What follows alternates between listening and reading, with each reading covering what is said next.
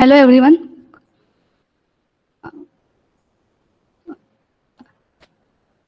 Hello. Good morning, ma'am.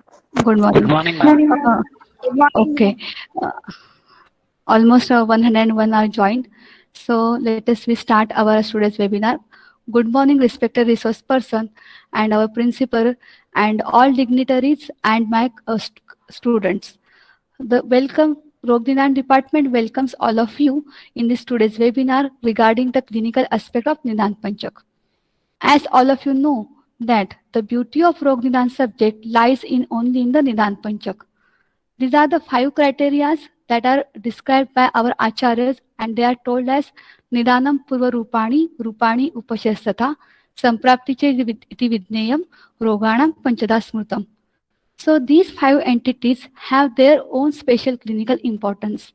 And these clinical importance help you in the diagnosis of the disease as well as to treat the patient and to decide the line of treatment. So here, and this Nidan Panchak is also gives you very useful data regarding research field. So here we are very glad that in today's webinar, we got a well-known speaker and who has a very well-known command on the Rog Nidan subject as well as research methodology. I welcome Dr. Zaikini Madam. She is the professor and she is the Director Research and PG Coordinator of the Dr. G.D. Paul Foundation's YMT Ayurvedic Medical College, Navi Mumbai. And recently, she is the member of Scientific Advisory Group of CCRS, Ministry of Ayush. She is the medical officer at RNTCP and she is also the faculty of Advanced and Basic Research Training Program as well as Teachers Training Program Department of HSET, MUHS Nashik. She has published more than 20 international publications as a first author. Ma'am always invited as a speaker on more than 75 national and international programs on the Rog Nidan and research methodology. So I again welcome ma'am and now stage is yours. You can continue your presentation.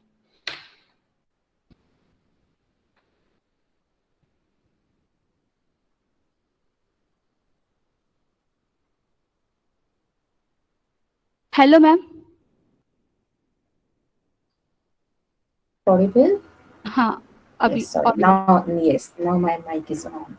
So thank you very much, Rishita madam. First of all, I would like to thanks Parul University, Dean Principal of this university, Vijay Kulkarni sir, as well as Toshkhane sir, entire Nidan department, and mainly Rishita Pandit, the Hilekar madam, who has invited me for this lecture on this eminent platform. So, when Madam invited me, she told me that this especially means the target population is second year and third year.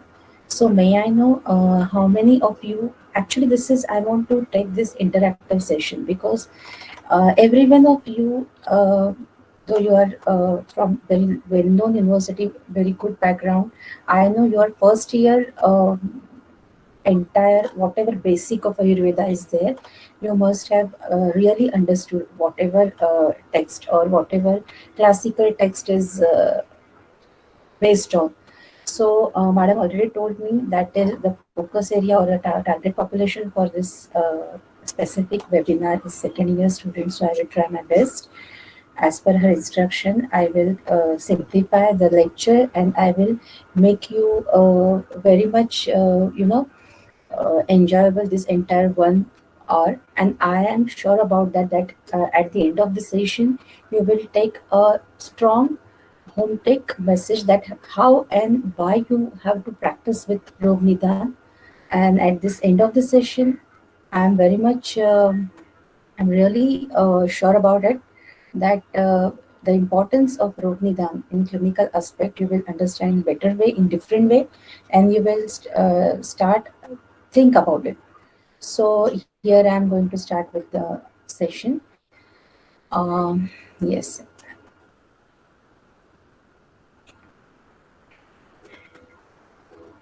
So today's topic is classical aspect.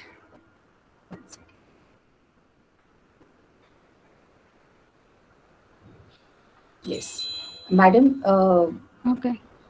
Okay. Okay. Screen is like,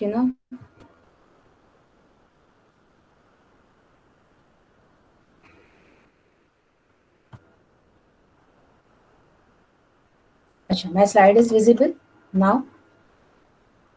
Madam, my slide is visible. Hello, hello. Am I visible? My Yes, slide ma'am. is visible. Yes, yes. Okay. Yes, ma'am. And yeah. So, which language you are comfortable with? Hindi, English, Marathi? You can tell me, because at the end of the lecture, the only aim of my, like, entire this activity is you should understand what I'm saying, and you should start thinking about it. So let me know uh, what will be the comfortable language, means English, Hindi, or Marathi. It is up to you, because madam told me that uh, many of you are student of Parul University, and you are just entered in second year. So I think I'm taking at certain places that granted that you have completed your basic aspect of Padartha Vidyan, as well as you know better what is the aspect of Ayurveda Ityas. Why I'm taking name of these both subjects, because see, listen, always entire Ayurvedic, means Ayurveda is divided into 8 parts for our convenience, but these all topics are interrelated. And out of that, when we are studying Nidan or Agar or anything separately, it means whatever references we are taking from the text, they are interlinked.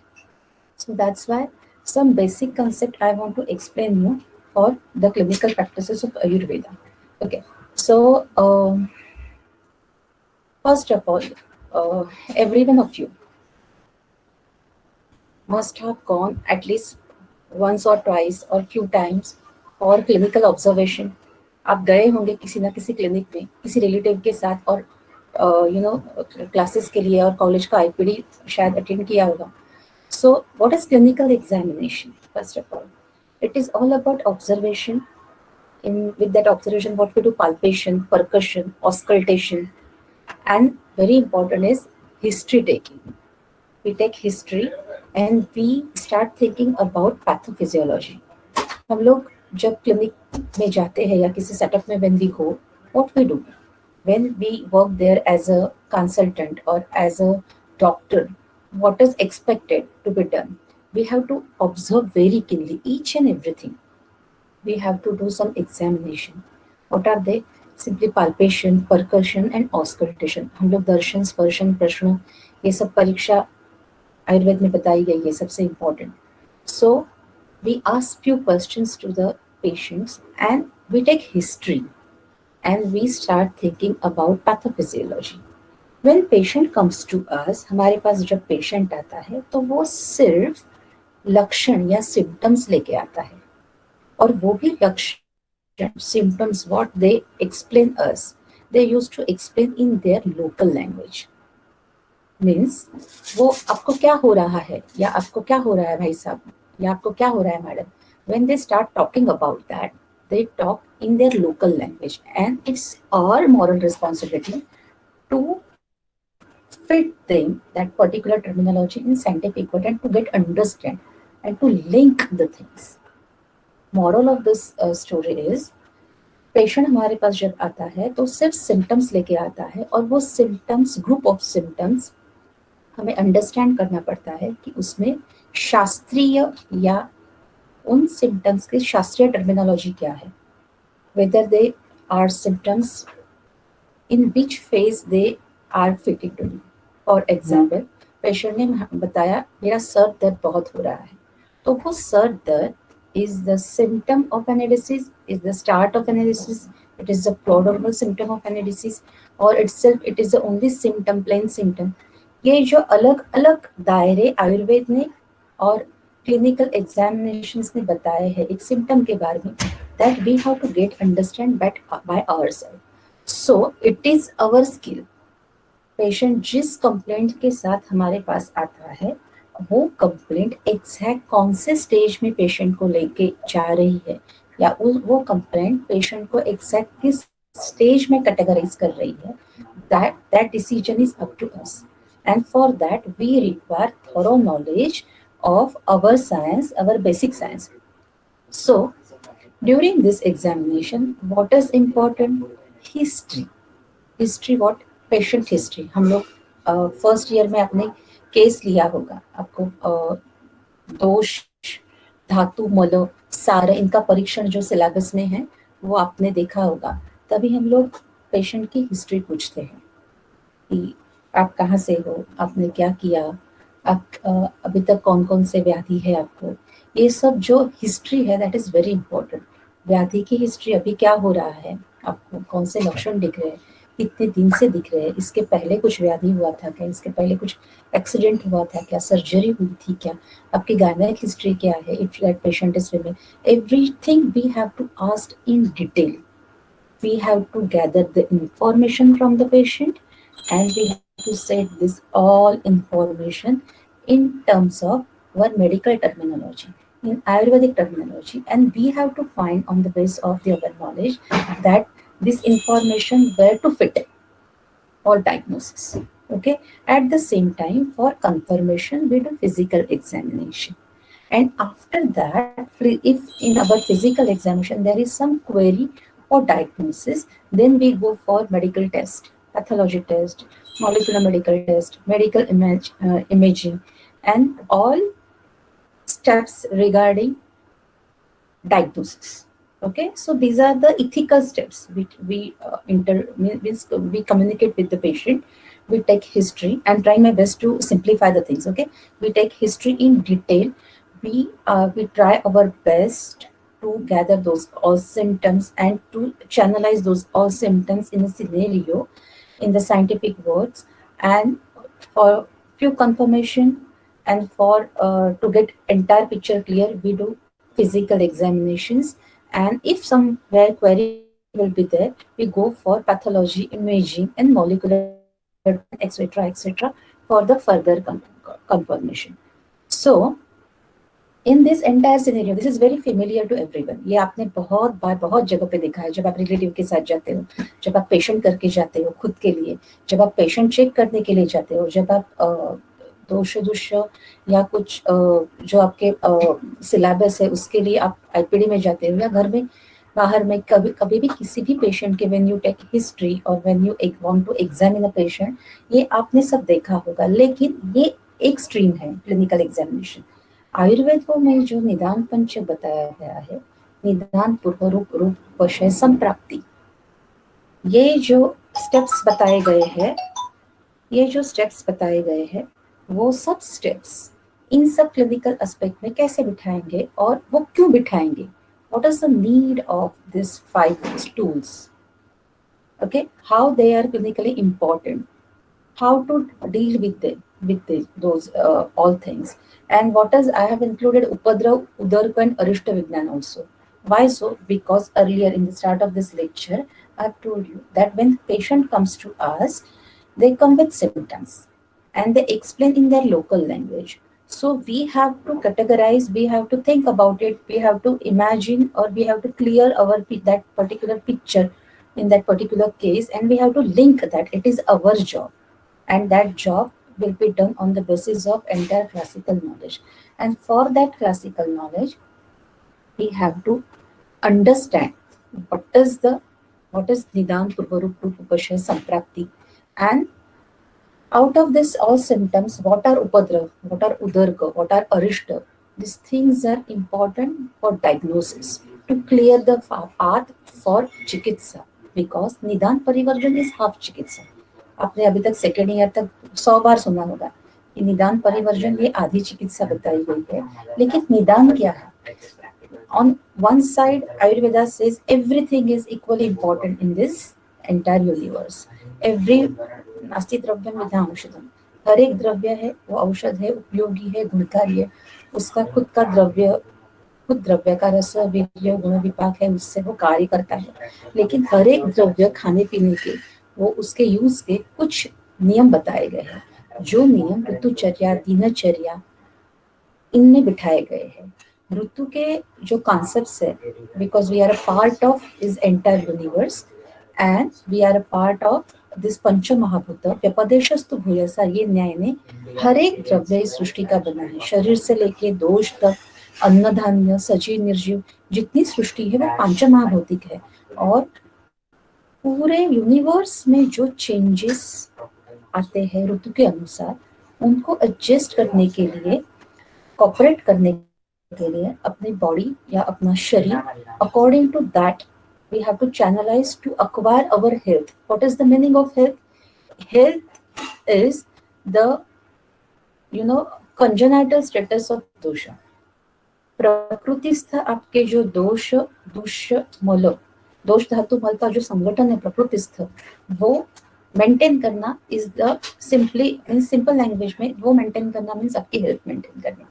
समदोषः समाग्निश्च समधातु मल क्रिया। मैं ये सब क्यों explain कर रही हूँ, क्योंकि क्या स्टेप्स है डायग्नोसिस में, वो विकृति डायग्नोस करने के पहले, उसकी मेथोडोलॉजी डिस्कस करने के पहले प्रकृति मीन्स क्या है और उसका एप्लीकेशन क्या है, सिर्फ प्रकृति थ्योरी पढ़ने से नहीं, लेकिन कहाँ पे वो प्रकृति के concept we have to apply to confirm विकृति, that should be also understood. That's why I am explaining you few basic and very important things which comes under Padarthavidya and philosophy of Ayurveda in first year. And I don't know how you took these all things, but these are very important principles for practice point of view.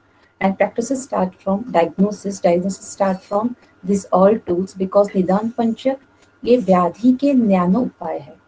व्याधि कौन से dimension में है, व्याधि कैसे develop हो रहा है, व्याधि कौन से स्टेज में है, व्याधि किस डायरेक्शन में जा रहा है, इसके लिए निदान पंचक का ज्ञान is always important. So in this particular lecture we will see in our clinical aspect how this symptomatology, which categorized into nidan somewhere purva roop, it is somewhere rupa, it's somewhere work as a upadrav, udarga, arishta vignan.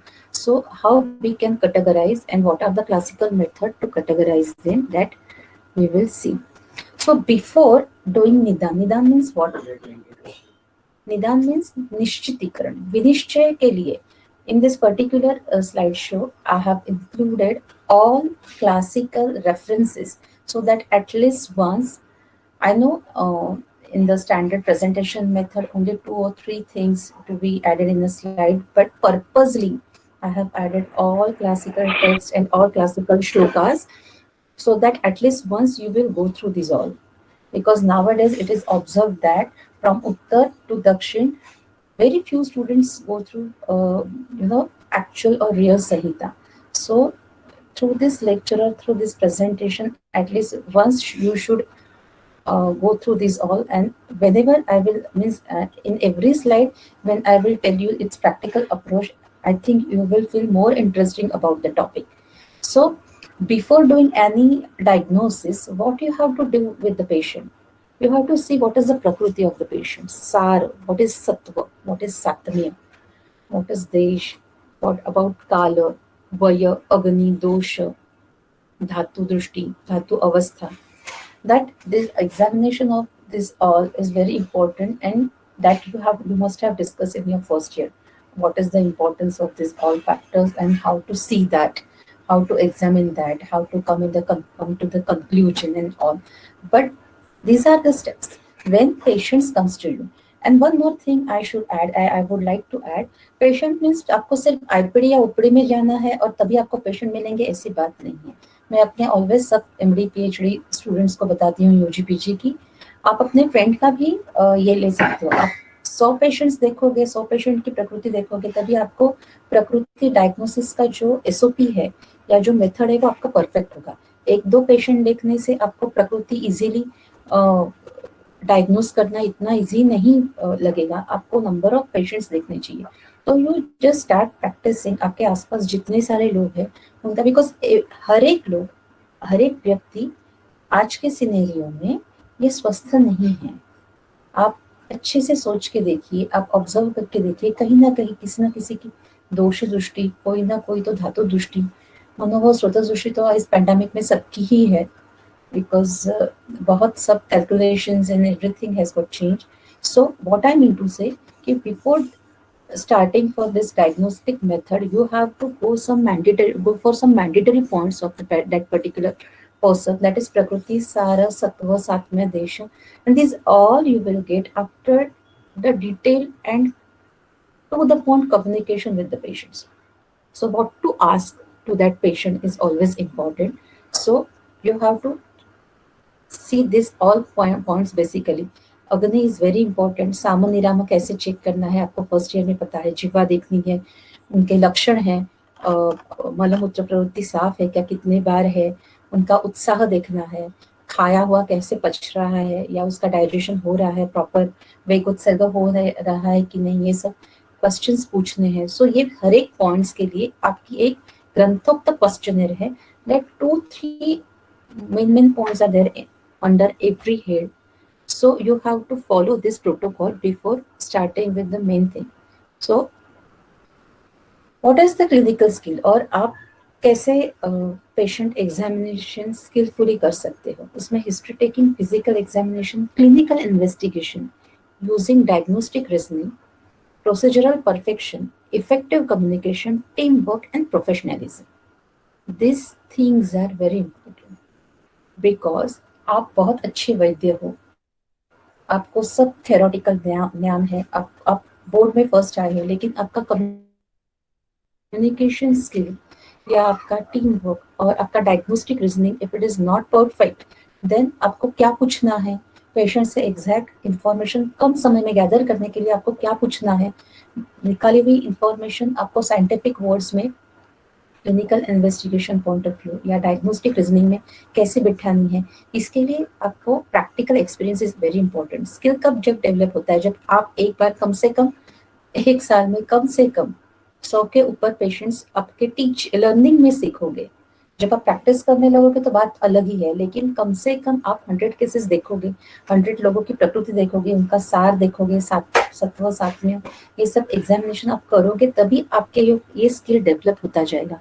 हर एक patient आपको सिखाएगा और उसके बाद exact patient को क्या पूछना है, क्या इंफॉर्मेशन निकालनी है और वो कैसे डायग्नोस्टिक टूल्स में फिट करनी है, वो हमें पता चलेगा.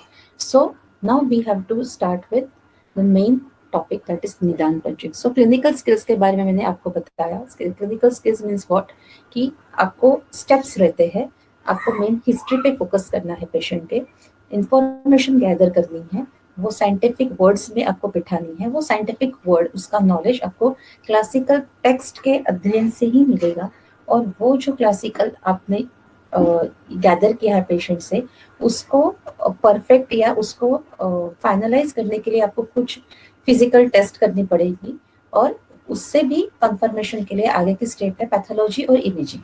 Okay, your diagnosis should not start from pathological test, that please keep in mind this things, because Ayurvedic ऐसा शास्त्र है कि जो किसी भी द्रव्य उसके गुणकर्म पे विश्वास रखता है, और गुणकर्म ही उनकी आइडेंटिटी है हर एक द्रव्य की. वैसे ही विकृति ये लक्षण की आइडेंटिटी है. लक्षण एग्जैक्ट कौन सा है, वो पूर्व रूप है, रूप है, वो अरिष्ट है, वो उपद्रव है, ये एग्जैक्ट क्लियर होने के बाद आपको ये सब लिंक करना है और पूरा सिनेरियो देख के डायग्नोसिस करके किस वजह से ये पूरा सिनेरियो फॉर्म हो रहा है या विशियस साइकिल कंटिन्यू हो रहा है, वो फैक्टर्स, वो पर्टिकुलर गुण, वो पर्टिकुलर द्रव्य आपको विड्रॉल करने हैं, उसको कहा जाता है निदान परिवर्जन, एंड दैट इज हाफ चिकित्सा. So we will start with निदान पंचक इंपॉर्टेंस. सो उपद्रव अरिष्ट निदान लिंगो निबद्धते रोग विनिश्चय, रोग निश्चय एंड विनिश्चय, कंफर्मेशन मीन्स फाइनल कंफर्मेशन के लिए निदान पंचक इज वेरी इंपॉर्टेंट. और उसमें 5 एस्पेक्ट्स है, 5 टूल्स है. टूल्स मीन्स साधन. ओके, क्या है? निदान, पूर्व रूप, रूप, उपशय, संप्राप्ति. दीज आर 5 टूल्स फॉर रोग विनिश्चय में. आप किसी भी स्टेप पे कंफ्यूज हो तो इन ये 5 जो इनका थोड़ा नॉलेज आपको डायरेक्ट करेगा वो रोग के कंफर्मेशन के लिए, रोग के डायग्नोसिस के लिए. ओके, सो उसमें हम लोग देखते हैं निदान. मैं आपको एक बहुत अभी जो आपको एक्सप्लेन कर रही हूँ, बहुत प्रैक्टिकली हम लोग अभी देखेंगे.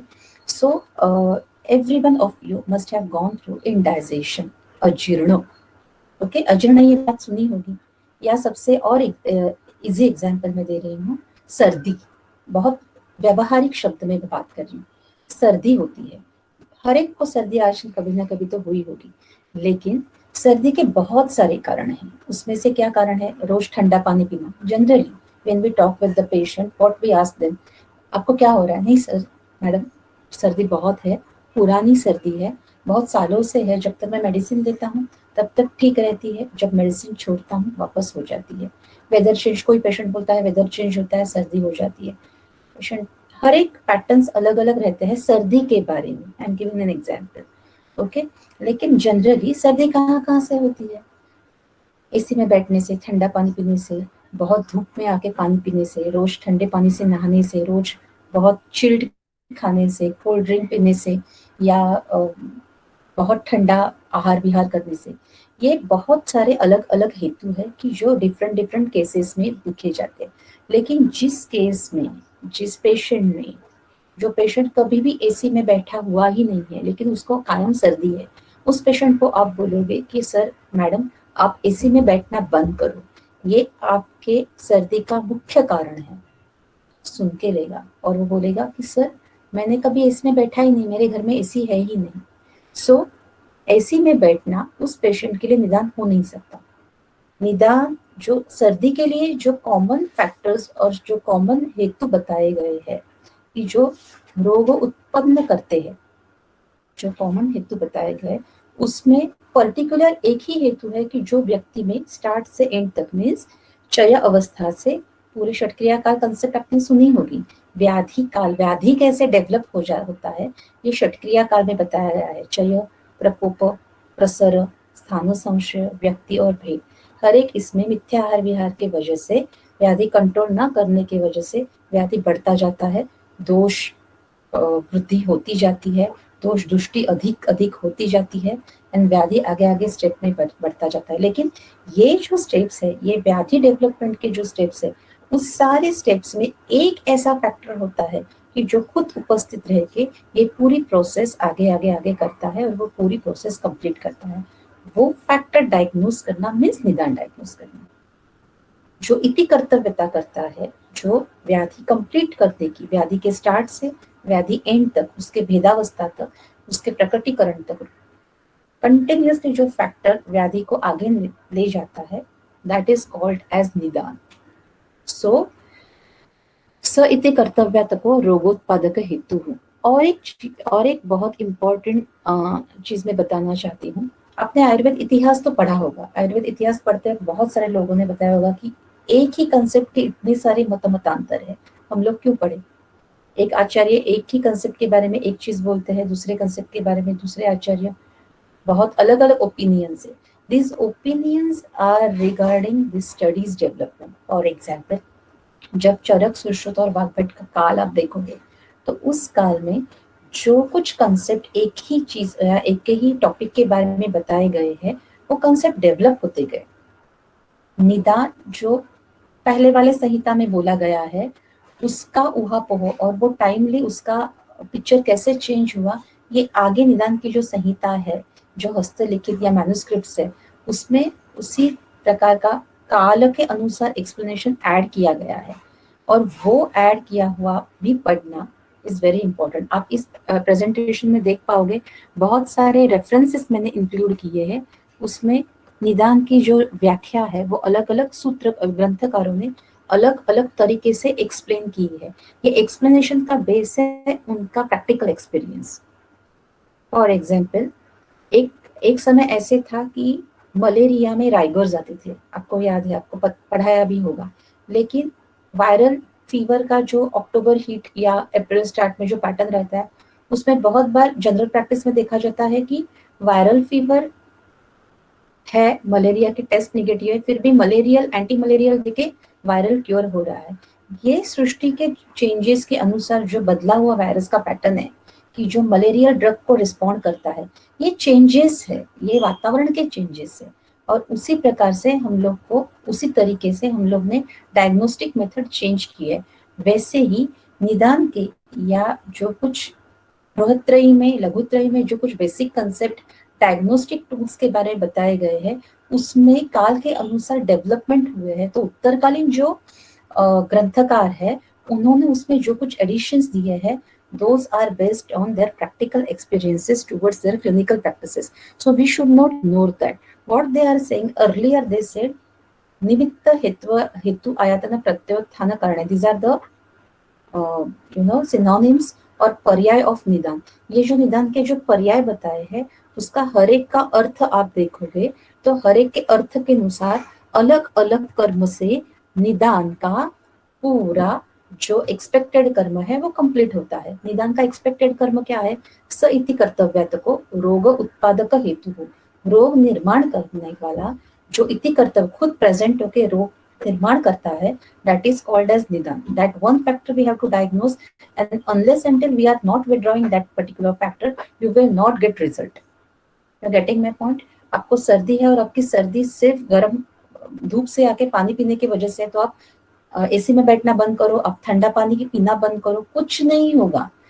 आपको being a practitioner, you have to diagnose that exact factor of dosha prakop or the vitiation factor which trying their best to complete the entire roga nirman wala cycle. And unless until you are not diagnosing that particular factor, you cannot be a good diagnostic practitioner. So ये जो निदान का जो कर्तव्य है व्याधि के बारे में वो क्या है? वो कर्तव्य उसमें उसके जो पर्याय है उसके जरिए और with that those पर्याय or those synonyms and their explanations, they are showing the strength of formation or completion of that exact all process. Means प्रयोजक means कर्तरी, प्रयोजक कर्तरी आयतनस्य स्थाने प्रत्ययस्य लड़ा दो उत्थानस्य। सो मीन्स ये अलग अलग जो कार्य है वो कार्य सब जिस हेतु से होते हैं उसे हम निदान कहते हैं। ओके, सो ये जो निदान हम लोग बोलते हैं उनके परिवर्जन से हमें आधी चिकित्सा कंप्लीट होती है। सो आप मैं आपको सबको निवेदन करती हूँ कि ऑलवेज ये पूरे स्लाइड शो में you please focus on the references which I have quoted in this particular slides, because those are very important, and according the time factor every scientist of Ayurveda explore newer things out of their clinical practices, so we should not ignore this all and we have to go through that thoroughly for benefits of our clinical practices. So निदान का भेद क्या है? भेद means these are classification क्यों करना पड़ा?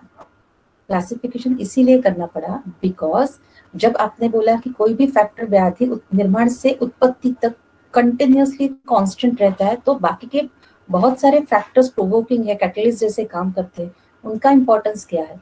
सो वो सब फैक्टर्स अलग अलग डायमेंशंस में ग्रंथकारों ने भेद में इंक्लूड किए। फॉर एग्जाम्पल दोष हेतु, व्याधि हेतु, उत्पादक व्यंजक, अनुबंध्य अनुबंध, सन्निकृष्ट विप्रकृष्ट, व्यभिचारी प्राधानिक, असात्वेंद्रियार्थ संयोग, प्रज्ञापराध परिणाम, ये सब भेद हम लोग पहले देखते हैं क्या क्या है एंड क्लिनिक्स में उसके एग्जांपल्स हम लोग देखते हैं। So first we will go directly to असात्वेंद्रियार्थ संयोग, प्रज्ञापराध और परिणाम। ये तो आपने बहुत सुना है, जब से आपने आयुर्वेद में एडमिशन लिया तब से आप असात्वेंद्रियार्थ संयोग, प्रज्ञापराध और परिणाम बार बार सुनते आए हैं। जैसे हम लोग वात पित्त कफ प्रकोपक हेतु सुनते हैं, वैसे असात्वेंद्रियार्थ संयोग, प्रज्ञापराध और परिणाम। असात्वेंद्रियार्थ संयोग मीन्स आपको पता है कि जो इंद्रियार्थ मीन्स असात में जो चीजें हैं, अतियोग, हीनयोग, मिथ्यायोग, पंच जो रूप रस गंध, इनके जो अतियोग, इनकी जो इंद्रिय है, ये सब विषय ग्रहण करने के लिए जो इंद्रिय है वो सब इंद्रियों के अतियोग, हीन योग, मिथ्या योग, ये सब क्या करते हैं? दोष प्रकोप करते हैं। वो जनरेट करते हैं एक पूरा प्लेटफॉर्म, उसके ऊपर और बहुत सारे घटक कैटलिस्ट जैसे काम करते हैं, लेकिन असात्वेंद्रियार्थ संयोग ये बहुत बड़ा बेस है। उसके बाद आता है प्रज्ञापराध, धी धृति स्मृति विभ्रष्ट कर्मयत करुते अशुभम, प्रज्ञापराधम तम विद्या सर्वदोष प्रकोपण। अभी प्रज्ञापराध की व्याख्या तो सबको पता है, प्रज्ञापराध पता भी है, ये जो चीज नहीं करनी चाहिए वो करते हैं, पता होता है, फिर भी प्रज्ञापराध। एंड परिणाम, परिणाम मीन्स काल, जो परिणाम जो रहता है हर एक चीज का, वो कंफर्मेशन या उसका कन्वर्जन क्या है, काल तो अपना प्रताप दिखाता है। ये 3 फैक्टर्स तो आपको पता है, क्योंकि फर्स्ट ईयर में अच्छे खासे आपने दिखे हैं, लेकिन जो सेकेंड ईयर में आपको एडिशनल फैक्टर्स है जो व्याधि उत्पत्ति के लिए इम्पोर्टेंट है, जो एस्पेक्ट इम्पोर्टेंट है, वो हम लोग शॉर्ट में देखेंगे। सन्निकृष्ट विप्रकृष्ट, सन्निकृष्ट मीन्स काल दृष्टया जो पास रहते हैं, मीन्स तुरंत जो प्रकोप करते हैं या व्याधि एक्सप्रेस करते हैं, दैट इज सन्निकृष्ट मीन्स मैं आज आई, मैंने आज इडली खाई और मुझे उल्टी हो गई। इडली की वजह से उल्टी नहीं हुई, लेकिन इडली की वजह से तात्कालिक जो दोष प्रकोप हुआ, वो दोष प्रकोप अभी तक पूरे शरीर में जो कुछ संचित हुआ है उसको व्यक्तावस्था में लाने के लिए सिर्फ निमित्त कारण हुआ, दैट इज कॉल्ड एज सन्निकृष्ट निदान। विप्रकृष्ट मीन्स बहुत लंबे से लगातार से थोड़ा थोड़ा थोड़ा थोड़ा थोड़ा थोड़ा दोष प्रकोप कर रहा है, थोड़ा थोड़ा दोषों का संचय कर रहा है, दैट इज कॉल्ड एज विप्रकृष्ट। यहाँ पे ग्रंथकारों ने एग्जाम्पल दिया है, हेमंत में जमा हुआ जो कफ है, हेमंते निचिता श्लेष्मा वसंते कफरोग, वसंत में जाके कफरोग करेगा। तो हेमंत में जो श्लेष्मा ये हुआ है वो हेमंत विप्रकृष्ट कारण है, लेकिन वो कारण है, that factor is involved somewhere to complete the entire process or pathophysiology of that particular disease. So at certain extent, at certain state, that viprakrishta nidan also contributes something very importantly in that formation of that particular disease. So viprakrishta nidan is always important, but you have to focus on sannikrishta nidan, dosha guna karma of that sannikrishta nidan, you have to withdraw that, and you have to think about what would be the विप्रकृष्ट निदान। And विप्रकृष्ट निदान के जो दोष गुण कर्म है वो आप विड्रॉल करें या उसके विरुद्ध चीजों का आप इस्तेमाल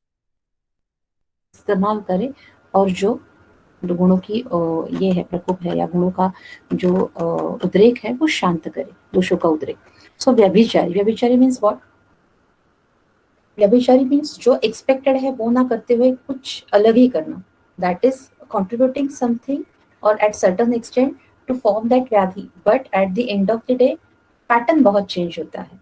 फॉर एग्जाम्पल मैंने बहुत ठंडा पानी पिया, तो ठंडा पानी पीने से क्या होना चाहिए, मेरा गला बैठना चाहिए, मुझे सर्दी होनी चाहिए या कुछ स्तंभन जैसे देखना है, लेकिन वो छोड़ के क्या हुआ, मुझे अतिसार होने लगा। अतिसार तो व्याधि हुआ, लेकिन ठंडा पानी पिया मैंने, पूरे 2 बॉटल या 2 थम्सअप पिए और अतिसार शुरू हुआ, तो उसका वो निदान है, लेकिन वो क्या है, व्याधि कारण पर्टिकुलर उस जो एक्सपेक्टेड था कि उसके शीत प्रकोप से या शीत गुण के प्रकोप से जो कुछ व्याधि का चैनल और सर्कल कंप्लीट होना was expected, in that manner it was not expected done, but differently वो वात प्रकोप करके अतिसार में कन्वर्ट हुआ, और अतिसार पूरा कंप्लीट करने के लिए जो वात प्रकोप है वो यूटिलाइज किया गया उस व्यभिचारी निदान की वजह से, तो दैट इज कॉल्ड एज व्यभिचारी। प्राधानिक मीन्स विषादी। ओके, सो नेक्स्ट इज दोष हेतु, व्याधि हेतु, उभय हेतु। आपको मैं जब फर्स्ट ईयर में थी तो मुझे यही प्रश्न पड़ता था कि सब निदान तो असात्विक संयोग, प्रज्ञापराध और परिणाम के अंडर आते हैं, तो बाकी के कैटेगराइजेशन क्यों किए या बाकी की कैटेगरी क्यों दिखाई गई। तो उसका ये इम्पोर्टेंट ये है कि मृतभक्षण पांडु, मिट्टी खाने से पांडु रोग दिखता है, पांडु रोग डेवलप होता है। ये कौन सा हेतु है, व्याधि हेतु है। मृतभक्षण मिट्टी खाना ये पांडु रोग का व्याधि हेतु बताया गया है। सो पांडु रोग की ट्रीटमेंट, आप पांडु रोग का एक आध पेशेंट आएगा, आपने प्रॉपर हिस्ट्री ली और उसमें आपको दिख रहा है कि वो मिट्टी में काम करता है, हाथ पाँव धोने के पहले ही खाना खा लेता है, या वो बच्चा बहुत खेलता है, हाथ पाँव धोता नहीं है, मिट्टी में बैठ के ही हाथ बिना हाथ धोए हॉकर्स के यहाँ का खाना खाया वगैरह, किसी न किसी जरिए से मृतभक्षण हो जा रहा है। लेकिन उस लड़के में या उस पर्सन में आप बाकी व्यायाम छोड़ना, अम्ल पदार्थ छोड़ना, बाकी के जो हेतु सामान्य हेतु पांडु रोग के बताए गए हैं उनका निदान परिवर्जन करोगे, फिर भी वो पांडु ठीक नहीं होगा, क्योंकि उस पर्टिकुलर व्यक्ति में उसका व्याधि हेतु वो मृतभक्षण है. So that is very important to complete Pandurog in that particular person. So you have to withdraw that to cure that particular Pandu in that particular case. So that is called as Vyadhi Hetu. Okay. So उभय हेतु उसमें क्या है?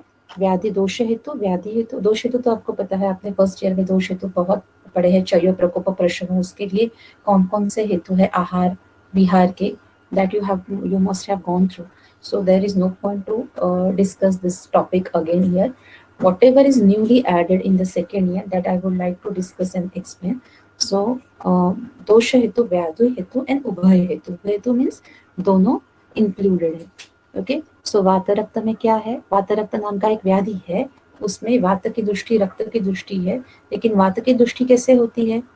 आपको बताया है बिहार में कि जब बहुत ये जर्नी बहुत दूर समय तक और बहुत लंबे समय तक अयोग्य रूप से होती है, जब हत्ती ऊंट ऐसे ऊंचे ऊंचे, या आप प्रैक्टिकल एग्जांपल तो बहुत सारे लोग स्कूटर पाव ऐसे बाहर निकाल के दोनों जगह पे फैला के, इस पे ग्रेविटेशनल फोर्स आके पीठ पे सबसे ज्यादा विदाउट सपोर्ट जब पाव ऐसे ये करके स्कूटर चलाते हैं, तो उनको काफी टाइम पे वात रक्त का व्याधि दिखाई देता है. क्योंकि जब आप पूरे फोर्सफुली वैसे पाव फैला के without any support to your आपके पादतल को कोई भी सपोर्ट ना होते हुए आप जब किसी भी वेगवान वाहन से जाते हैं, तो ग्रेविटेशनल फोर्स उस पर एक्ट होता है, रक्त प्रकोप वात प्रकोप होता है, दोष की संचिति होती है. आप ऑलरेडी तो many of the 99% people are taking vata prakop ahar vihar nowadays, and so it happens. So this is the practical example of vata rakta hetu. Then उत्पादक and व्यंजक भेद. उत्पादक means उत्पन्न करने वाला, और व्यंजक means एक्सप्रेस करने वाला. ओके. देन बाह्य एंड अभ्यंतर भेद. बाह्य आपको पता है एक्सटर्नल, अभ्यंतर मीन्स दोषक जो कुछ आहार विहार ले रहे हो. उसके बाद न्यू कंसेप्ट है अनुबंध्य एंड अनुबंध. अनुबंध्य ध्येय इट इज प्रधान एंड अनुबंध इज सेकेंडरी. मीन्स जो स्पष्ट है, जो क्लियर है लक्षण, वो अनुबंध्य है, और उसके जो सबऑर्डिनेट है वो अनुबंध है. So just don't confuse in between, because ये कंफ्यूजन का पॉइंट है. पेपर में लिखते हुए ऑलवेज अनुबंध्य एंड अनुबंध में बहुत कंफ्यूजन बच्चे दिखते हैं. You have to focus very well. Then उपद्रव. ये उपद्रव यहाँ पे इसके लिए बताया गया है, जब पेशेंट बताता है हमें कि नहीं ये मुझे हो रहा है, बहुत लंबे से हो रहा है, तो एग्जैक्टली वो लक्षण ये किसी रोग का लक्षण है या उपद्रव व्याधि. उपद्रव means what, that we will see next. Okay. So एक हाथ व्याधि का, उसके बाद जो दूसरा मीन्स उत्पादक लक्षण दोष सेम रहता है मेन व्याधि का, और दूसरे उससे उत्पन्न होने वाले दूसरे व्याधि का, लेकिन स्वतंत्र जो व्याधि है उसके ऊपर डिपेंडेंट जो होता है या उत्तर कालज रहता है, उसे बोलते हैं उपद्रव. सो जब प्रधान व्याधि का दोष शमन होता है, तो उसकी वजह से उत्पन्न होने वाला उपद्रव भी उसका बल कम हो जाता है. So that is also important for diagnostic and treatment point of view. Then आशयापकर्षक, that I will discuss afterwards, but it is very important part because आशयापकर्षक में बहुत बार निदान का जो व्याधि ज्ञान, जो आशयापकर्षक गति कंसिडर न करने की वजह से व्याधि का ज्ञान प्रॉपर नहीं होता. So that is very important, but let me complete this 5 tools first, that after I will go to आशयापकर्षक गति. Then पूर्वरूप. प्राग्रूपम येन लक्ष्यते. उत्पित्सुः आमयोः दोष विशेषण अनधिष्ठितः. लिंगम अव्यक्तम एंड अल्पत्वात्. अव्यक्तम मीन्स लिंग कैसे रहते हैं, ऑन ऑफ. सर 5-7 दिनों से बीच में ही मेरा घुटना बहुत दर्द होता है, थोड़ा आराम करने के बाद चला जाता है. नहीं सर, बहुत ऐसे ऑन ऑफ होता है, कंटिन्यूसली नहीं होता, लेकिन ये खाने के बाद या ये पर्टिकुलर चीज करने के बाद ये ऐसे होता है. ये बहुत लंबे समय से चल रहा है. सो you have to think in if it is उत्पित्सु आमयोः दोष विशेषण अनधिष्ठितः and भावी व्याधि बोधकम एवं लिंगम. सो इससे कौन सा व्याधि हो सकता है, ये कौन सा, ये जो लक्षण है वो कौन से दोष प्रकोप का लक्षण है, कौन से स्रोतस में दिख रहा है. उस स्रोतस में इसका मतलब खवैगुण्य बढ़ रहा है और वो व्याधि होने वाला है, दोष प्रकोप होने वाला है, तो उसके लिए क्या मैनेजमेंट करें। और ये ऐसे जो हो रहा है कि वो ऑन ऑफ ऐसे लक्षण दिख रहे हैं, so what care we have to take. Two types are there, that is सामान्य एंड विशेष। मानस एंड शारीर। मानस मीन्स कभी कभी मुझे आजकल बहुत फटीग लगता है, बहुत मैं इरिटेट हो जाती हूँ कभी कभी, it's very important, on and off. Okay, so it is अस्पष्ट ऑलवेज। सो शारीर मानस एंड शारीर मानस अगेन combined with, then सामान्य and विशिष्ट पूर्वरूप। सामान्य मीन्स व्हाट, जैसे कि ज्वर के बताए गए हैं सामान्य पूर्वरूप एंड विशिष्ट पूर्वरूप। ओके, सो हर एक व्याधि के सामान्य एंड विशिष्ट ऐसे पूर्वरूप बताए गए हैं। जो जैसे बोल रहे हैं कि देखो, सामान्यतः विशेषस्तु जृंभा इत्यर्थम समीरणात् पित्त नयन उयोदाह कफ अन्नात् अरुचि तथा। विशेष क्या है उसमें, पित्त वह कहेंगे तो दाह है, इसका मतलब पित्त का कुछ तो प्रॉब्लम है। शूल है मीन्स वात का ज्यादा प्रॉब्लम है, और अरुचि ज्यादा है इसका मतलब कफ ज्यादा तरीके से ये है। व्यपदेशस्तु भूयसा, इस न्याय से हर एक दृष्टि में, हर एक प्रकृति के हर एक लेवल पे, जैसे 5 महाभूत इन्वॉल्व है, वैसे दृष्टि में भी 5 महाभूत इन्वॉल्व है। उसमें से कौन सा महाभूत अधिकतम दुष्ट है वो हमें पहले देखना है, वो पहले डायग्नोस करना है, और वो देख के उसके जो गुण है उसके विरुद्ध गुण के जो आहार विहार है वो पेशेंट को हम लोग को देना है। समगुण के आहार विहार हम लोग को विड्रॉल करना है, और वो समगुण के आहार विहार एग्जैक्ट क्या है लॉन्ग टर्म से वो डायग्नोस करना, इसका मतलब निदान डायग्नोस करना। ओके, सो लिंगम अव्यक्तम अल्पत्वात् व्याधिनां तद्यता यथामिति प्राकृतम इत्येन प्रागरूपम इति अनेन पूर्वोक्तेन संबंधः लिंगम लक्षणम अव्यक्तम न अति अभिव्यक्तम। सो ये जो सब श्लोक है उसकी जो टीका है वो आप एक बार तो पढ़ें, ये सब माधव निदान में अवेलेबल है। आप कृपा करके जो ग्रंथ है, बेसिक ग्रंथ है वो मधुकोश टीका, वो एक बार पढ़े, उसके बाद आपको जिस ऑथर का पढ़ना है आप पढ़ सकते हो, लेकिन ग्रंथ या क्लासिकल टेक्स्ट क्या कहता है वो that at least once you should know that, you have to learn that. और आपके पास रुचिता मैडम जैसे बहुत इंटेलिजेंट टीचर्स है, आप प्लीज उनको यूटिलाइज कीजिए, क्योंकि रुचिता मैडम का बहुत अच्छी शास्त्र के बारे में, क्लासिक्स के बारे में रुचिता मैडम के कॉन्सेप्ट बहुत क्लियर है, बहुत अच्छी तरह से वो एक्सप्लेन कर सकती है। सो आप जितने सारे ग्रंथ है, क्योंकि जैसे जैसे आप नेक्स्ट इसमें जाओगे, क्लास में जाओगे, 3rd ईयर 4th ईयर या पीजी करोगे, आपको ये सब बेसिक बार बार करने को नहीं मिलेगा। So you have to avail this opportunity. Okay, so पूर्वरूप का प्रैक्टिकल इंपॉर्टेंस क्या है।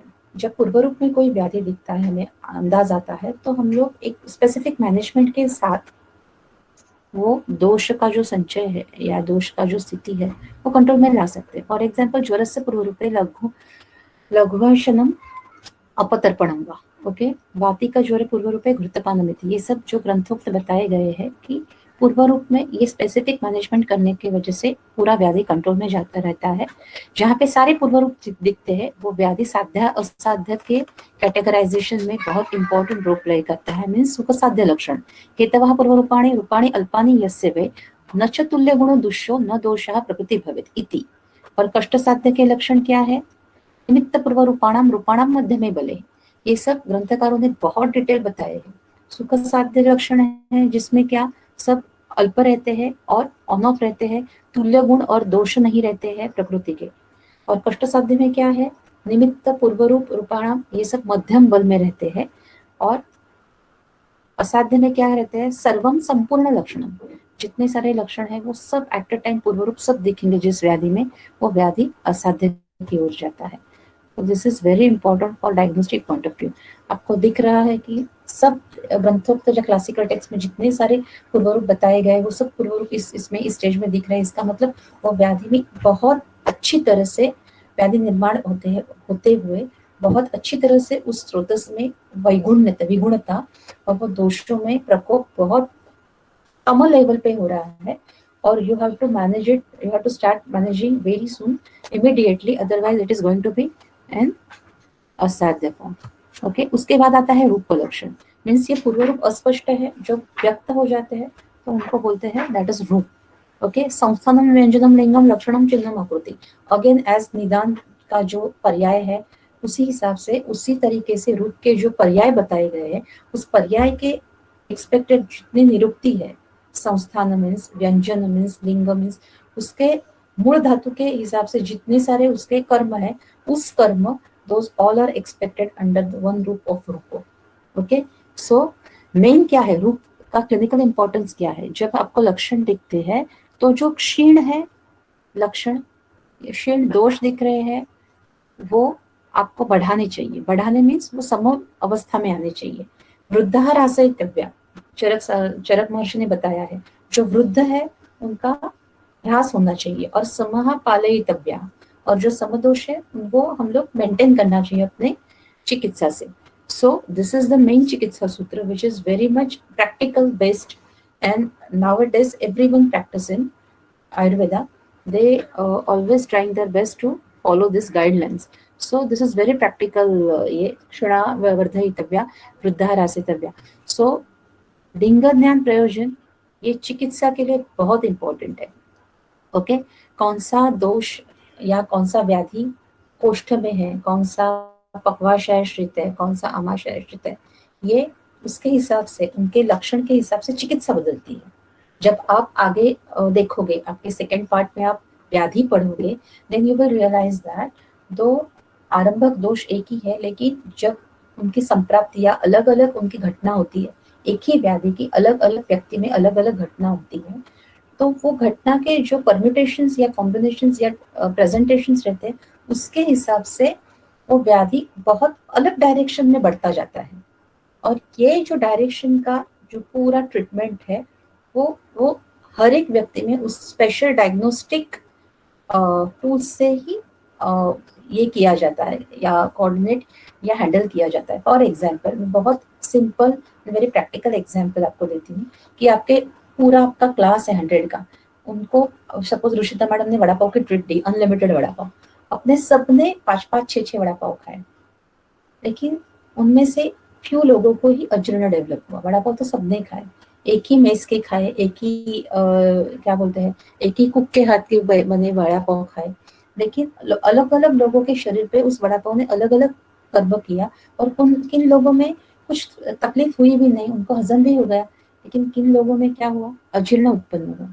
सो अजीर्ण जो उत्पन्न हुआ है, उन लोगों में कुछ तो एक लेवल पे दोष दृष्टि का ऑलरेडी एक प्लेटफॉर्म बना था। सो वो दोष दृष्टि का प्लेटफॉर्म हर एक बॉडी में अलग रहता है। जैसे हम लोग बोलते हैं ना कि वात पित्त प्रकृति है, 50 लोगों में से 10 लोगों की सपोज वात पित्त प्रकृति है, लेकिन वो वात पित्त प्रकृति में भी उनमें उस 10 लोगों में बहुत अलग अलग रहती है, क्योंकि हर एक व्यक्ति में वात के गुण और पित्त के गुण, अनुबंध और अनुबंध सेम गुणों से नहीं होता है। इसमें सूक्ष्मता, लघुता, सूक्ष्मता बड़ी होगी, किसी में और चलता या कुछ अलग गुण बड़े होंगे। So every person is different. हर एक पर्सन में जो भाव है, उनके प्रकृति से दोष है, वो अलग है। इसके लिए एक ही फैक्टर अनेक या अलग अलग लोगों में अलग अलग व्याधि के निर्माण का कारण हो सकता है, और वो निर्माण की पूरी process is different. So in every case, if we want to know this process thoroughly, we have to know, or we have to be very clear regarding this Nidan Pancha concept. So रूप लक्षण में जो कुछ व्याधि के लक्षण है, स्पष्ट और कंटिन्यूअस लक्षण, जैसे हम लोग बोलते हैं ना वृश्चिक दंशवत वेदना, अभी पेशेंट हमें वृश्चिक दंशवत वेदना नहीं बताएगा, हम लोग को पूछना पड़ेगा कि एकदम सुई चुभती है, बहुत पेन आता है, जब चुभती है तो बहुत पेन, अनटॉलरेबल पेन आता है, ऐसे दुखता है क्या आपको? ये जो ग्रंथोक्त लक्षण है वो सिंपल एंड प्रिसाइजली एकदम to the point and correctly patient को पूछना, ये भी हमारा स्किल है। और ये हम कब पूछ सकते हैं? जब हमें उस व्याधि का ग्रंथोक्त निदान पंचक पता है, तभी पूछ सकते हैं। Okay, and it is your duty और your skill, clinical skill, to ask that patient कि यस बाबा ये सब दिख रहा है, तो इज इट ट्रू? ये आपको हो रहा है, ये ऐसे ही हो रहा है, या फैल रहा है, या कोई पत्थर मारता है तब दुखता है, वैसे पेन हो रहा है? So these are the different stages, and according this stages दोष इन्वॉल्वमेंट और गुण इन्वॉल्वमेंट इज डिफरेंट, पंचमहाभूतिक दृष्टि is different, and it is your moral duty to know this differentiation for the sukshmatam abhyas of that particular Vyadhi so that you can provide the exact and key treatment which will give you the very good result in very short term, very few medicines. So unless until you are not doing fine diagnosis, you cannot deliver fine and very excellent result in very short time of period. So Rupa Lakshana is that. Then Upashya Lakshana. Upashya is different and Upashama is different. Upashya means what? Upashya means it is a diagnostic confirmatory test, and Upashama means Shama. Shama means Shamana means वो शांत करना. Upashya means whenever you are confused at certain level, you have to uh, do the confirm. जैसे हम लोग urine test करते हैं confirmation के लिए, एक बार पता चले आप फिजियोलॉजी में या क्रिया में भी पढ़ा होगा आपने कि कंफर्मेटरी टेस्ट इसका क्या है. वैसे कंफर्मेटरी टेस्ट इज उपशय. ओके, सो उसमें क्या है, उसमें औषध, अन्न एंड विहार, इनका मैनेजमेंट देके आपको एग्जैक्ट डायग्नोसिस करना है. So this is the tool which is based on management of औषध, अन्न एंड विहार. Okay, so how it will be that we will see. Okay, जहाँ पे संकीर्ण लक्षण है, मीन्स कंफ्यूजिंग है और picture is not clear, then व्याधि ज्ञान के लिए गूढ़लिंगम व्याधि उपशम अनुपशयाभ्याम, दैट इज परीक्षित, विमान स्थान में बताया गया है. गूढ़लिंगम means where all symptoms or all things are not fully expressed, and you have to they are playing very important role in diagnosis and diagnostic methods. Then you have to apply this confirmatory tool. So upashayo vyadhe amayasya सात्म्यम इति स्मृतम एवं विध गुण विपरीतो य आहार विहारस्य प्रायण. Means आहार विहार और जो औषध है वो सात्म्य और असात्म्य, ये जो बेस है, ये कंसेप्ट का बेस है, उसके ऊपर पूरा फॉर्म हुआ है. सो ये जो टेबल है, आपको वो टेबल से पता चलेगा. एक second, very easy to get understand. औषध, अन्न, विहार. हेतु विपरीत, व्याधि विपरीत, हेतु व्याधि विपरीत. हेतु विपरार्थकारी, अर्थकारी, विपरीत अर्थकारी, व्याधि विपरीत अर्थकारी एंड हेतु व्याधि विपरीत अर्थकारी. उसमें औषध, अन्न और विहार, ये 3 फैक्टर्स है. विहार मीन्स आप जो पेशेंट को बिहेवियर बताते हो, अन्न मीन्स फूड एंड औषध means particular management with medicine.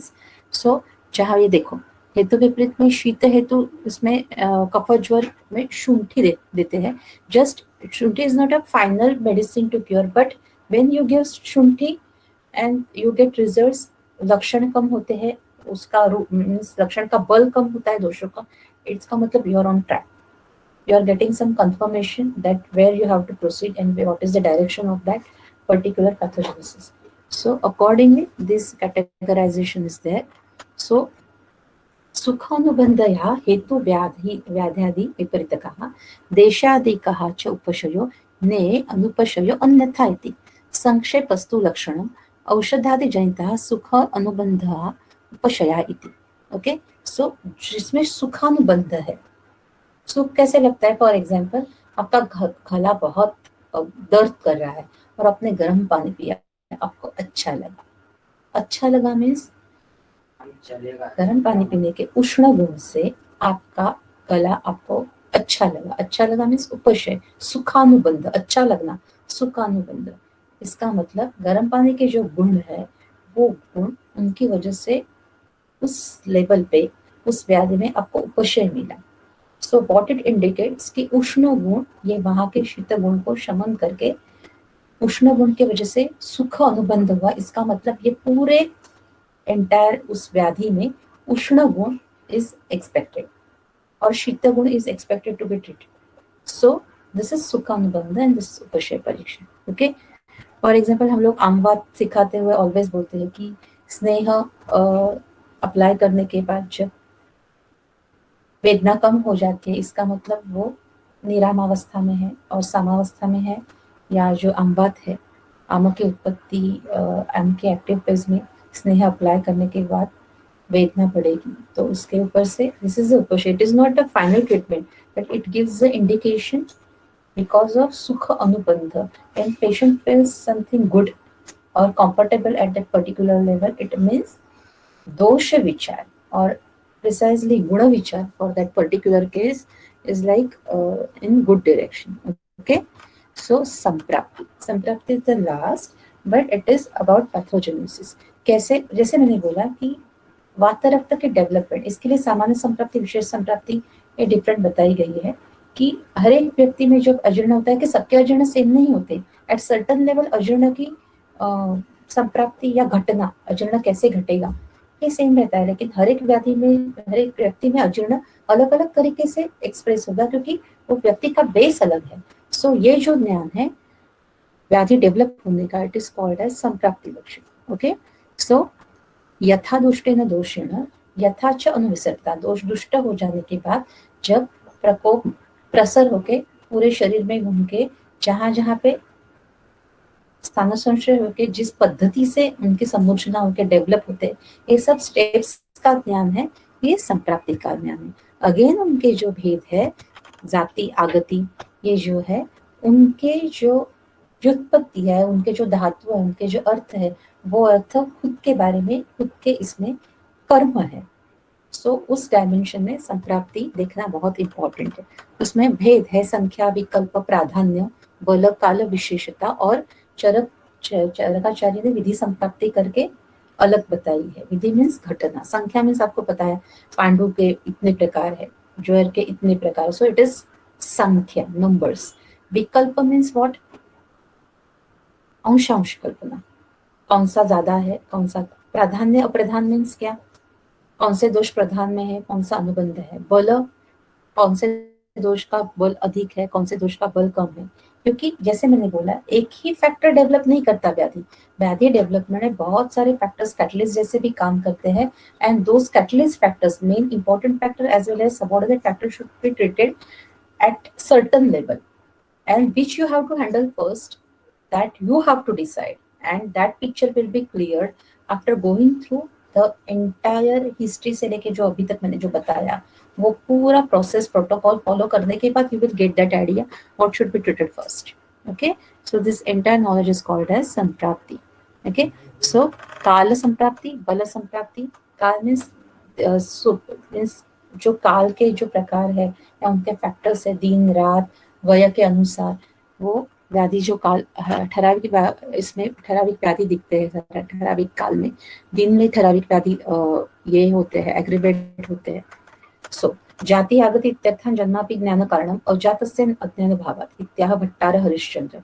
वापस में again I repeat this things, ये जो उत्तरकालीन ग्रंथकार जो टीकाकार है उनका जो एक्सप्लेनेशन है वो सृष्टि में बदलाव होने के बाद काल एक मीन्स जैसे जैसे रोगों की उत्पत्ति के पैटर्न्स बदलते गए, लोगों में रोग के अनेक तरीके से लोग रोग को प्रेजेंट करने लगे। Means for example just I have told you कि वायरल पहले एक स्पेसिफिक लक्षण थे, लेकिन अभी वायरल के लक्षण अलग है।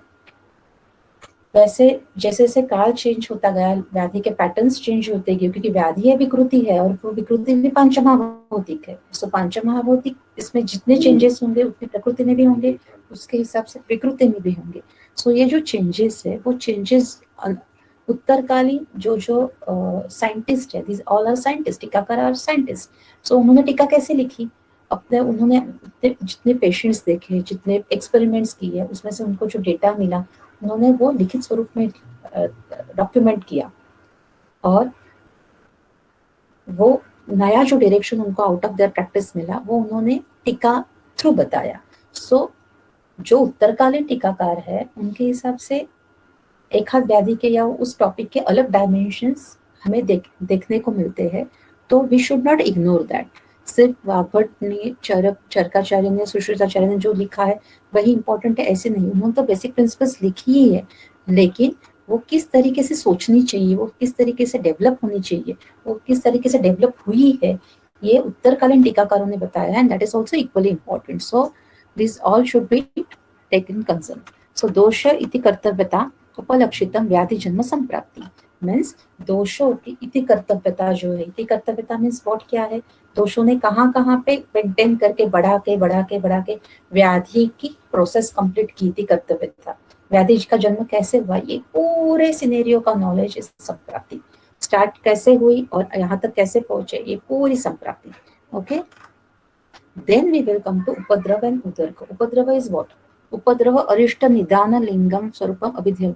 इनका नॉलेज क्यों महत्वपूर्ण है? जैसे मैंने बार बार इस लेक्चर में बताया है, when patient comes to us, they just tell you the things, they give you the information, and it's up to you how to segregate that information. You have to search out of that what is udarka, what is upadrav, what is arishta, what is actual purvarup, what is, and for that knowledge you have to know what is the idea regarding udarka. उदरक means व्याधि उत्तर लक्षण निमित्त विकृति. व्याधि हो गया है, पूरा व्याधि हुआ, सफरिंग्स हो गई, पूरी रूप देखा, ये सब देखा, और व्याधि के अभी लक्षण नहीं है, लेकिन व्याधि के ड्यूरिंग, व्याधि के पश्चात जो लक्षण, जैसे कि हमें ये मिजल्स आके गए, या कुछ लक्षण निमित्त विकृति हुई, या कुछ बहुत बड़ी एक्सीडेंट हुआ और स्कार रह गया. सो एंड व्हाट अबाउट उपद्रव? रोग आरंभ का दोष प्रकोपजन्य अन्य विकार. जो रोग आरंभ कर रहा है दोष, उसके प्रकोपजन्य दूसरा विकार, इंडिपेंडेंट विकार, लेकिन उसका बेसिक दोष, ये मेन दोष, मेन जो व्याधि है, उसके प्रकोपजन्य अन्य विकार जो डेवलप होता है. भवति उत्तर कालजः एंड उपक्रम विरोधी च स उपद्रव उच्यते. जो उपक्रम विरोधी है और व्याधि के उत्तर कालज में है उसको. उसके बाद अरिष्ट, एग्जैक्ट मृत्यु सूचक जो लिंग है उसको बोलते हैं नियत मरण ख्यापकम लिंगम अरिष्टम. सो दो प्रकार के अरिष्ट है, बाह्य और अभ्यंतर. बाह्य मीन्स एटमॉस्फेरिक जो कुछ चेंजेस है उसमें आपको जो जो निर्जीव सजीव चीजें दिख रही है उनके हिसाब से इंडिकेटिव, एंड इंटरनल जो पेशेंट में डेवलप हो रहे हैं उनके हिसाब से. और this two things are there, बाह्य शरीरगत. So then we will go to आशयापकर्षगति. That is also very important. When he examine the patient, आशयापकर्षगति इज ऑलवेज इंपॉर्टेंट. आशयापकर्षगति मीन्स व्हाट? स्वस्थान में दोष है. ओके, स्वस्थान में दोष है, अपना कार्य कर रहा है, लेकिन वात कफ पंगु पित्त पंगु पंगव मल धातवा वायुना नियंते तत्र वर्षति मेघवत. मीन्स जब पहले दुष्ट होता है, वायु दुष्ट होता है. ओके, सो जब वायु दुष्ट होता है और वो क्या करता है कि स्वस्थान में जो दोष है, ओके, वो स्वस्थान में जो दोष है उसको बिगाड़ने का ट्राई करता है. बिकॉज फॉर एग्जाम्पल चरक ने क्या कहा है? प्रकृतिस्थम यदा पित्त मारुता श्लेष्मणाक्षय स्थानात् आदाय गात्रेषु यत्र यत्र विसर्पति तदा भेदस्य दाहस्य तत्र अनवस्थितः. मीन्स वायु वृद्ध हो रहा है, वो पित्त को खींच के जहां जहां पे लेके जाएगा वहां वहां पे पित्त के सदृश लक्षण देखेंगे. नॉट नेसेसरी सिर्फ पित्त के स्थान पे ही लेके जाएगा, कफ के स्थान पे भी जाके जलन दिखती है. इसका मतलब पहले ट्रीट आपको पित्त का नहीं करना है, पहले आपको वायु के ऊपर ट्रीट करना है, क्योंकि कफ स्थान में पित्त के लक्षण या पित्त का प्रकोप लक्षण दिखाने वाला जो मेन फैक्टर है वो है वायु. सो ये जो हिडन स्ट्रेटजी है व्याधि निर्माण की, that is also should be learn and focus during the diagnosis.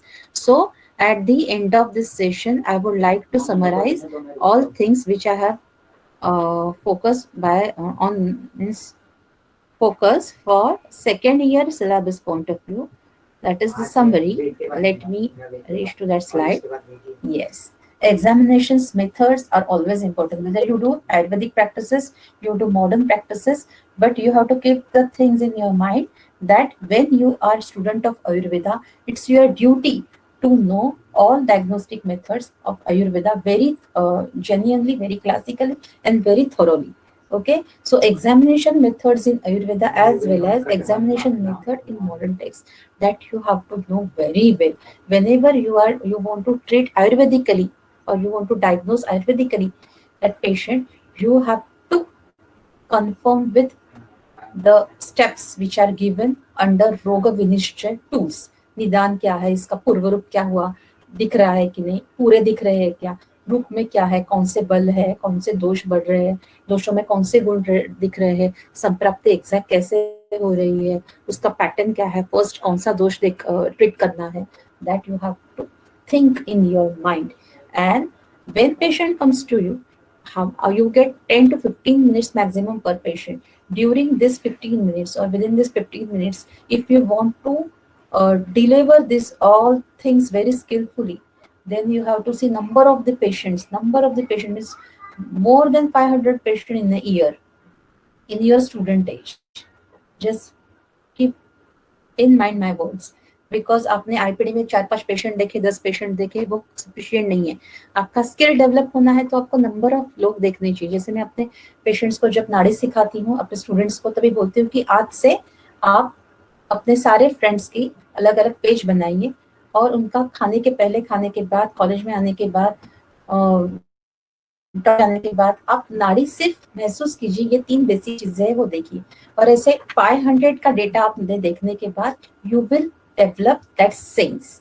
So examination methods और उनके जो स्किल्स है वो आपको नंबर ऑफ पेशेंट्स देखने के बाद ही मिलेंगे.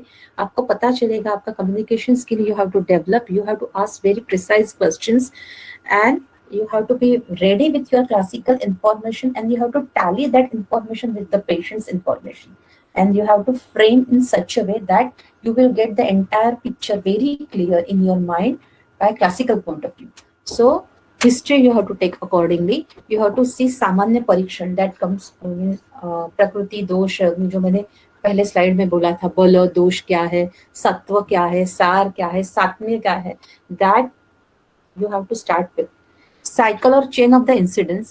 Then what are the main major factors which are constantly working to complete that Vyadhi picture that you can call as Nidan, and you have to withdraw that particular factor, and you have to follow the Nidan Parivarjan rule, and you have to again tell them Viruddha Gun management, and this way you can start with your clinical practices. Okay, thank you very much. I think now, yeah. Okay.